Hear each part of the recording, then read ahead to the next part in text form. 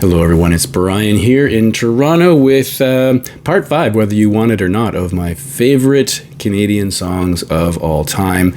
This video will handle songs 160 down to 151, which means that after this video, I'll have done the first 50 or the first 25%. As MGK Boston might say, I'm doing it.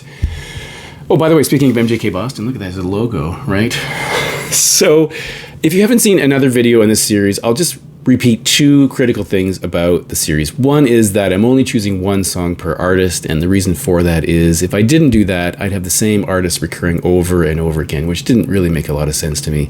And secondly, I have to own the song on some format, LP, CD, or even a compilation. So I will resort to some compilations a few times during the videos. Now, there are certain people that are not on this list, and last time I forgot to mention a few. I try to lead off the video by mentioning some people who didn't make the list.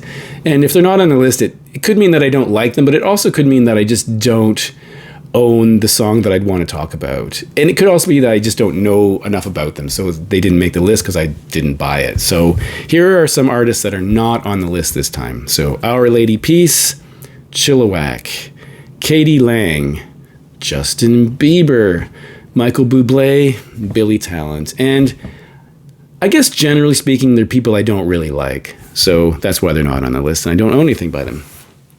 By the way, there are people that are not on this list that I do own albums from, but that's another story. So let's start with number 160, and I've chosen a song from a folky Canadian band from Waynflete, Ontario. If you don't know where Waynflete, Ontario is, you're not alone. They subsequently moved to Toronto. They're often compared to Neil Young, Iron and Wine, even Nick Drake in a way. A very folky, quiet band called Great Lake Swimmers. This is the first record from 2003. It's the back of it. They have accordion, piano, lap steel guitar and acoustic guitar. This comes out of here, so I'll show you that. It's a very atmospheric, peaceful, and soothing record. And I will say the first time I heard this record, I was not impressed. I thought it was one of the most boring things I had ever heard. But there's also that theory that the first album you hear from a band will remain your favorite. So in some respects, I have other recordings by them, and later ones even get better critical reviews, but I always come back to this one. So the song I'm choosing is called Moving Pictures Silent Films, which is the lead-off track on this record. I'll show you the booklet here if you're curious. So just lyrics, etc. And I guess that's some sort of a fish from the Great Lakes. And there's contact. The funny thing is they have a Hotmail account, greatlakeswimmers@hotmail.com. If you want to send them a quick message, I wonder if that still exists. Who uses Hotmail? Maybe you do. Maybe I should have kept my Hotmail account. So number 160, Great Lakes Swimmers, Moving Picture Silent Films. Number 159, a band from Montreal called Feu Thérèse Savacogne. I guess you'd really call this a noise rock band, but kind of a really rhythmic noise rock band. Here's the back. One guy from here, Jonathan Perron, is from Fly Pan Am. The other guy is from Shalabi Effect. I forget his name. Here's the inside of this. Constellation Records, love that record label. This is as I say, noise rock, but in the post-rock kind of realm, dark wave, really interesting. So I'll show you the CD in this plain cardboard sleeve. Here it is. So the song I'm choosing is called Visage sous nylon. Second track, which means Face Under Nylon. This is from 2007. Really intriguing band. That was their second of 2 records. I think they haven't released anything else after that.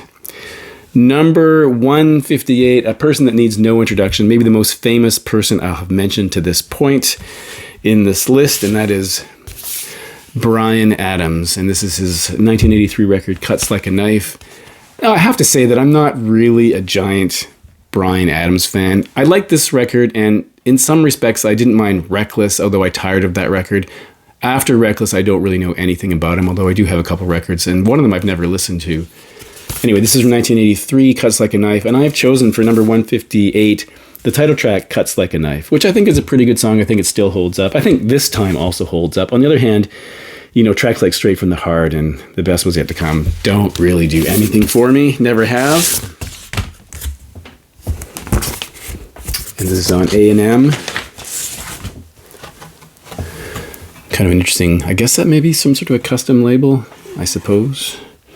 So Bryan Adams, and strangely, this was a Remainder cutout, which is kind of funny when you think about it. Wow, it was 158. Number 157 is a band called Arc. You're going to have a hard time reading it. The album's called Feral. So this is really a side project or a project of a Canadian musician. I'd say an experimental musician called Aidan Baker, who is a guitarist, electronic musician, and also a poet. If you look at his Wikipedia entry, you will find something like 150 releases under his own name and under various names like Arc, Naja, which is more like a doom metal kind of thing. Back, it opens up into this, opens up like that. This is on Worthy Records, which isn't a fantastic record label. I don't know if they're still releasing things. This is from 2003. I've chosen the track Space to Run, which is 8.5 minutes long. So as I say, his music is either ambient or drone or sometimes almost metal, space rock, post-rock. This has a lot of percussion on it. That song really interests me. I find it really interesting. I love driving to that one. So Space to Run from Arc. Number 156 is an offshoot of Godspeed You, Black Emperor. The band is called Set Fire to Flames. This album is called Sings Rain Rebuilder, which you might not be able to see there. So as I say, an offset of Godspeed You, Black Emperor. There's a nice booklet in here. Quite a lengthy booklet with all sorts of interesting things. This is on Alienate Recordings, which is a really fantastic record label. I'll show you the CD. So I should show the gatefold and the CD is here.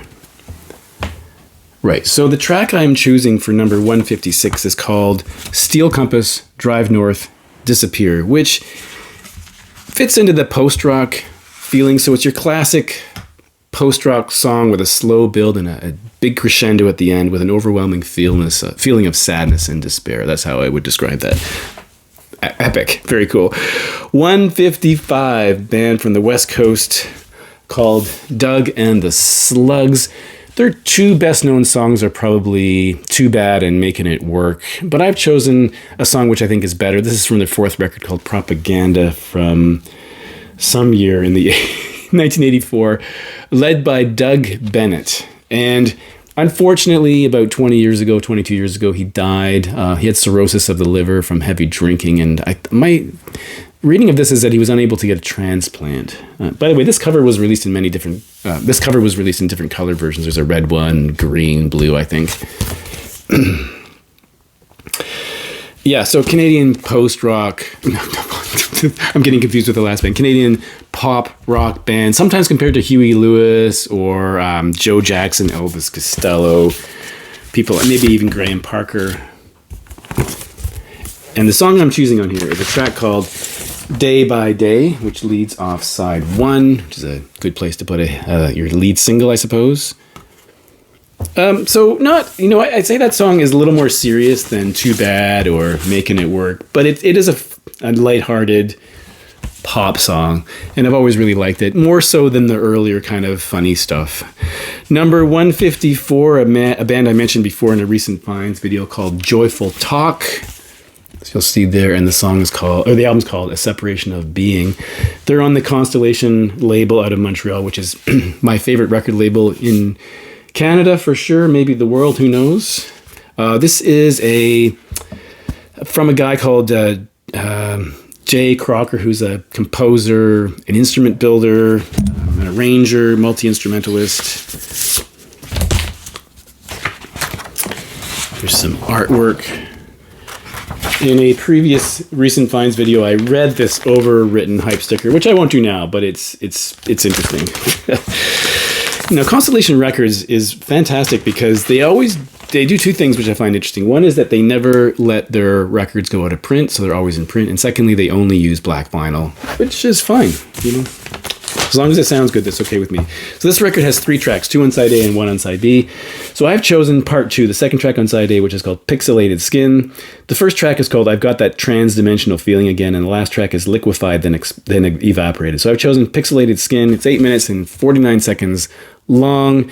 I mean, someone once described this band as Motown soul mixed with hardcore punk, which is, I'm not sure that's quite right, but it's made me think. So very interesting post-rock, maybe a bit krautrock song there. 153 from Canadian duo The Lullaby Orchestra, not orchestra, but orchestra. This is called Threats Worship. The hype sticker says, heavy, foreboding, and unforgiving. The crushing bass and thunderous drums of Lullaby Orchestra is not music for the uninhibited. So this is a duo formed with a guy from Do Make Say Think. Just show you the back here. His name is Justin. What's his name? Justin Small, and her name is Katya Taylor.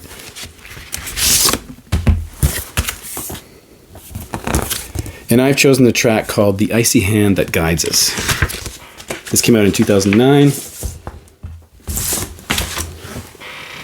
Upside down. I think that's the right way up. So an interesting duo out of Toronto, The Icy Hand That Guides Us.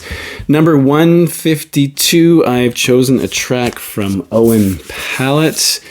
He used to go by the name Final Fantasy, but switched over to Owen Pallett. This is called Has a Good Home. There's 16 songs on here.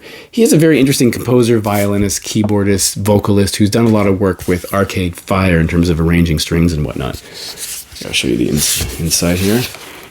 So in this particular album, I've chosen This Is the Dream of Win and Regine, which you probably won't be able to see there.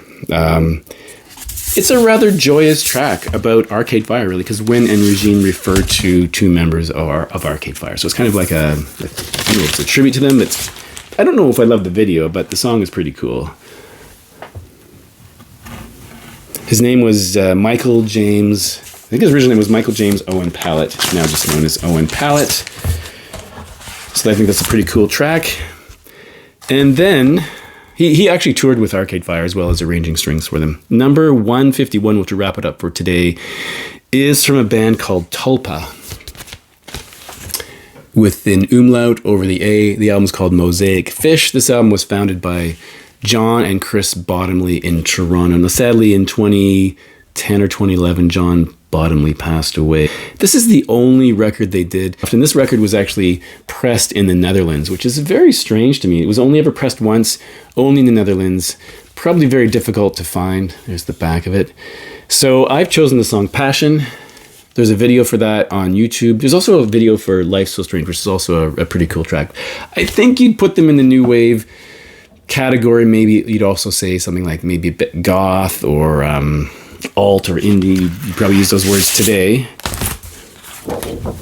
There's lyrics and there's the band again. So it's John and Chris Bottomley plus Sev Micron on percussion, vocals, and keyboards. And they have some horns on this album too. And there's still an address, 1640 Queen Street West, to contact Tulpa.